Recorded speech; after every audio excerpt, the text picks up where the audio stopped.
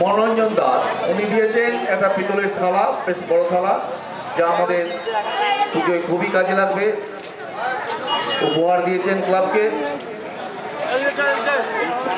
তরুণ সাহা আমাদের এবছরের পুজো কমিটির সেক্রেটারি, উনি দিয়েছেন একটি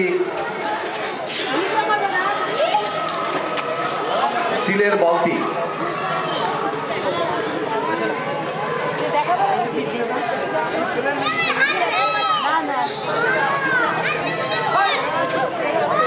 আমরা আরো একটা কথা জানিয়ে রাখি যে দৃশ্যের মধ্যে যে প্রতিমাটা আপনারা দেখতে পাচ্ছেন,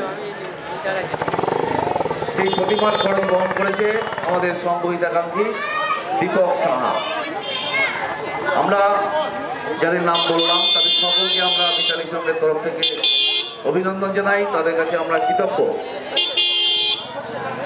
যারা এইসব উপকরণ আমরা সকলে গ্রহণ করছি, যারা আরও দিতে চান তারা আমাদের এই পুজো কমিটি বা মিতালি সংঘের হাতে উপহার দেবেন, আমরা সাদরে গ্রহণ করব। প্রসাদ দেওয়া হচ্ছে, মহাষ্টমীর প্রসাদ দেওয়া হচ্ছে। আপনাদের সকলের কাছে অনুরোধ, আপনারা প্রতিমা দর্শন করুন এবং প্রসাদ গ্রহণ করুন।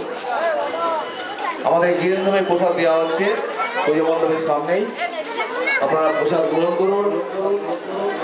বৌদি কোথায়? জল নিয়ে এসছি তো। প্লেনটা তোমরা কি এই প্লেনটা উঠেছিলে দিল্লি যাওয়ার সময় পোর্ট ব্লেয়ারে? শঙ্খধ্বনি যারা নাম দেবে তাদের নিজ নিজ শঙ্খ নিয়ে আসতে হবে। তো বেলুন কোথায় ভাই? একটি বিশেষ ঘোষণা, পিছিয়ে আছে একটি বিশেষ ঘোষণা। ওদিকে যাবো, ওদিকে যাবো, এদিকে এদিকে এদিকে।